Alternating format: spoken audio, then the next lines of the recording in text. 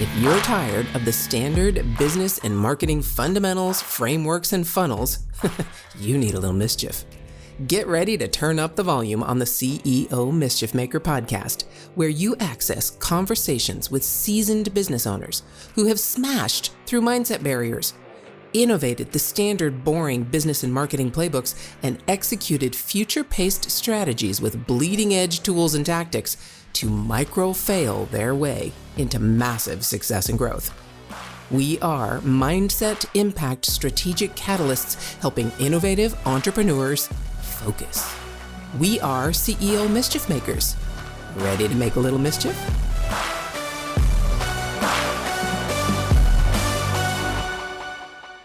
CEO Mischief Makers, I cannot wait to chat with this particular individual in this next 3 episodes on our wonderful podcast time together. Kasim Aslam is someone I met in Costa Rica at the Commitment Summit, and I am so happy and blessed that he is willing to share the mic with me today. Kasim, hello there. How are you? Mary, thanks for having me. I appreciate you.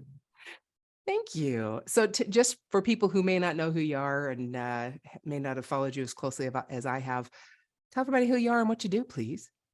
I have one of the top ranked Google Ads agencies on the planet, and I'm a traffic expert wannabe of sorts. I think the wannabe is, I think you maybe want to be bigger or more or something, because you already are an expert. I cannot imagine with what you shared about Google Ads and the stuff that's going on there. And that was last June, so I can only imagine it's changed even since then. It's been insane. The problem is it's like being a finance expert. Like, there's no such thing, because you don't know what's going to happen. You don't know where to go. You don't know what to tell people to do. You're wrong almost all the time. So like, expert is such an unfair term. It's been, I do this for a living and I've been okay at it, and we can contend with the rest together. Yeah, thank you for that. And I agree with you. Expert, however, I think denotes what we're going to talk about in our second episode, which is how you've taken all of your experience and information that you've gathered over your time dealing with traffic and trying to improve traffic and use traffic and all the things that you do. And you've implemented your experience into what you offer for clients. So let's dive in. Let's start. I know you also do perpetual traffic and podcasts and things like that, but let's start with really what was the mindset shift that you had to make or that you experienced to start doing what you're doing? I mean, where'd you come from, and how did that mindset shift into, hey, I think I can do this, and here's how I'm going to do it? Getting comfortable with failure, I think, is the most important lesson I've ever learned as an entrepreneur and as a marketer and as a person who runs traffic professionally. 90% of all online ads fail. It's a statistic from Ryan Dice at his traffic and conversion keynote in like 2019. And if you're going to do something where you fail 90% of the time, it's like a batting average or shooting from the 3-point line. Like you just have to be real comfortable with missing a lot. And it's not just traffic. I think it's entrepreneurship in general. It's failing forward. It's, Edison's, I found 10,000 ways it didn't work. And it's so easy to say. It's like a really easy lip service conversation to have. But not just getting comfortable with failure, but maybe even like finding ways. You're never going to like it. But finding ways to lean into it and to really sink your teeth in and find the meat on the bone. And that's been really powerful for me. And how I agree 100% with everything you just said, and how, let's kind of unpack it a little bit by basically, how did you, failure is not a comfortable thing for any of us. It's especially if you're trying to help clients make money. Failure is not something they are very happy about. So how did you go from yikes, failure, same with classes, when we're in school, an F failing grade is not a good thing. And we usually associate failure with something like that. Most people do. How did you go from yikes to leaning in? What did you have to talk yourself through in order to do that? It wasn't intentional. I wish I could say that, like, there was a bootstrap moment, and Eye of the Tiger was playing in the background, and I started shadow boxing, you know, like, but I failed so epically and massively. It was the '08 collapse for me. I lost everything in what felt like an overnight period. My house was foreclosed on, my car was repossessed. I had to fire all my employees. I had massive amounts of credit card debt. I'm getting stalked by creditors. And I just had this massive moment, or epoch is a better way to think about it, of just epic failure. And what's cool about failure on that scale is it's like rock bottom is a great place to build from. And it's an eat that frog paradigm too, to where you're like, well, the worst thing that happened to me just happened to me. And now, you know, climbing your way out doesn't look that bad. So I'm so grateful for it now, you know, in retrospect, looking back, because I was doing so many things horribly wrong. I was so flawed in so many, I'm sure I still am, but it was great that it happened to me young. I was 22 years old, sitting in a bathtub of gasoline, lighting matches, like, just like, how did I find myself in this horrible situation? But it was really fertile ground to build from. Yeah, I hear I did the same thing in 2008. Only I was not 22. Yeah, I get it. And so those listening, you're going to probably look at that and say, well, I don't want to experience that, or haven't experienced that. So how can I still get familiar with failure? And let me ask you if you agree with this. When you are in that kind of bottom moment, and you look at the things you thought were so vital and so important to measure and track and be afraid of and be anxious about, you are in that moment and you're experiencing those things, and you're still here, and you still have two legs and two arms, and you still have eyes and ears and a heart, and there are still people you love. And I don't know about you, but it kind of made me realize, okay, there's way more important things than just this metric of how I'm making money. And if I can manipulate that to a certain extent and provide value around that, all the rest, as long as I have it, that will fall into place. I don't know if you agree with that whole idea of, there's something way more important than what I just lost. I think it's the way that you position that is brilliantly stated. I think what it did for me is, all my priorities were wrong.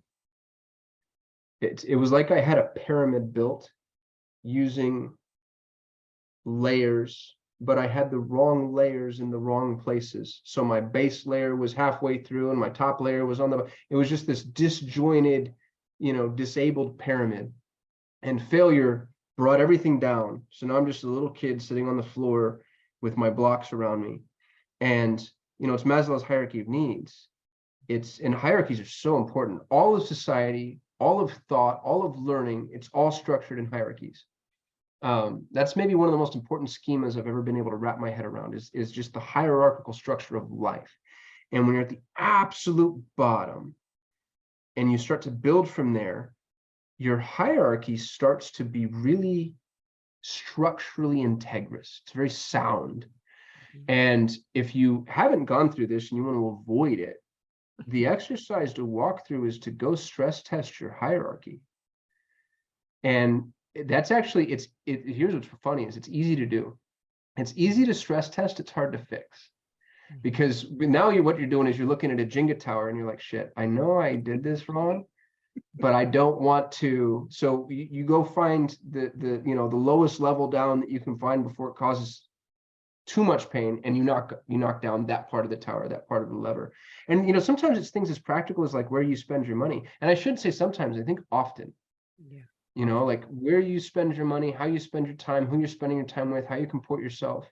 All those things come crashing down. And if you can go stress test those things, I think the most important book I've ever read on this topic, and maybe one of the most important books I've ever read, period, is Nassim Nicholas Taleb's Anti-Fragile.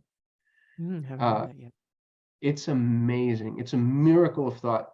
He's so obnoxious to read because he's so arrogant. But then you realize, like, you might be the smartest person who's lived in like the last millennia, so maybe you deserve to be that arrogant. Yeah. But conceptually, he talks about how all of humanity, and you know, you tend to approach this from a business perspective, but it's true outside of business. All of humanity is trying to contend with structures that are fragile. They're on the spectrum of fragility. So even strong is on the spectrum of fragility. You can just withstand more pummeling than something that's very fragile. And he introduces the concept of anti-fragile, which is something that in times of tumult gets stronger, improves. You know, like there are certain knots that are this way, to where when you pull on the knot and you try to break it, it actually gets stronger. And there are things in life that are anti-fragile, and there are people in life that are anti-fragile. And when you start to look at things through and from an anti-fragile perspective and paradigm, it makes failure, it changes the taste, and it makes everything that everybody else is afraid of exciting. Yeah. Like other people are afraid of recession, and I'm kind of excited about a recession. And you know, other people are afraid of change, and I'm really excited about change. Other people are afraid of AI. I'm really excited about AI. And it's because I'm stealing this concept that this man offered, which is just this anti-fragile framework. Yeah. And it is also a spectrum, your fragility, your foundation. It's a spectrum. I hear you. Things like ice baths, exposure to cold, exposure to heat. When Mhm. you expose yourself to these situations that um, they kind of cause you a bit of stress, a bit of anxiety. It not only emotionally, but physically, you steel yourself against it. You become stronger, or at least hopefully that's the point, so that you can withstand these things. We were talking recently, my husband and I were going through a stressful situation, and I keep coming back to, I'm not dead.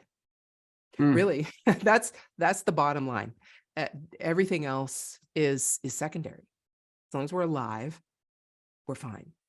Yeah. Everything else we can find, build, create. All the rest of it doesn't matter.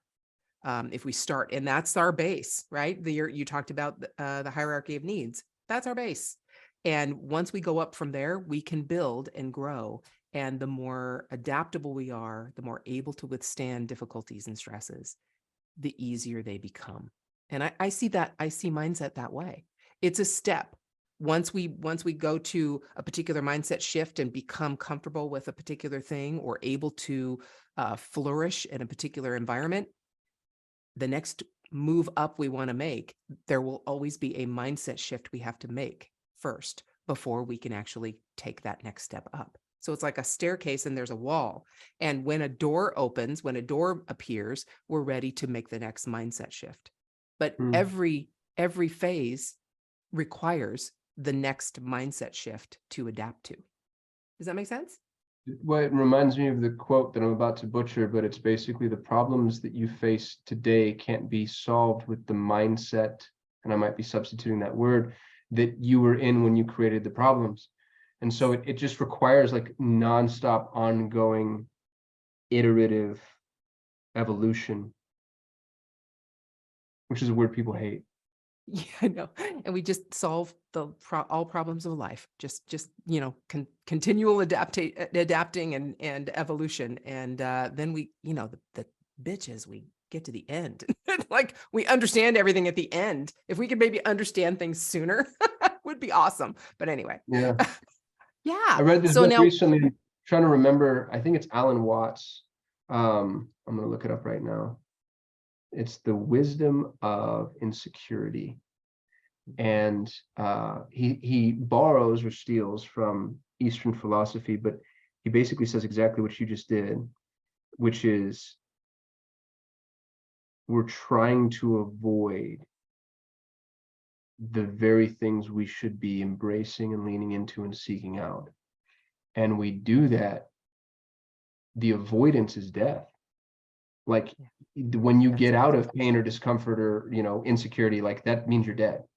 And so while you're alive, I actually have a quote on my wall. It's Tony Robbins. It's the quality of your life is in direct proportion to the amount of uncertainty you can comfortably live with. Yes. And, you know, you want to talk about mindset, that's a good mindset. Uncertainty, insecurity, so uncomfortable. It's like being naked in public, so uncomfortable. But if you can get good at like living there, God, you're superhuman. Yeah, your life and less will be difficult for you and annoy you, and more will delight you. Right. Because we'll look for those things. So what's the next mindset shift that you might need to make? I need to think bigger. I exited a business, and I made my money the dumb way, which is all $1 at a time. And what was frustrating is I found out after the fact that the difference between an 8-figure exit and a 9-figure exit is so nuanced. And it's just about realizing, oh, I can just do this, but bigger. The most accessible analogy I have is in properties. Dabble in, that's where I tend to invest, is in properties, generally single family homes, but some multifamily. And I have a friend who does multifamily properties in the Midwest. And he goes, the amount of time, effort, energy it takes to buy, rehab, and manage a 13-unit apartment building is the exact same as a 360-unit apartment building, except maybe the 360 is easier because it's at scale. It's as easy to raise the money, maybe harder to raise it on the smaller one because there's less collateral and people are, like, it's everything about the bigger deal is actually easier, better, and oh, by the way, you make exponentially more money. And because I approached life with some limiting beliefs, I just thought small. I did okay. You know what I mean? Like, I cashed the check, and I don't have private jet money, but I never have to work to get money. But it frustrates me because, man, I just spent the last 17 years building something that could have been literally 10 times the size for no other reason than I said so. Like, just go think bigger. So that's my next. It's so easy to say that. It's so easy to say, but that's hard to do. That's the next thing I got to go noodle on. Okay, hold on. If your mindset was shifted, you were inspired to innovate, and you were spurred into action, don't just move on with your day. Focus, my friend, and take a few minutes to visit CEOmischiefmaker.com to learn more about the value that was shared with you today. Please act now and create some CEO mischief of your own.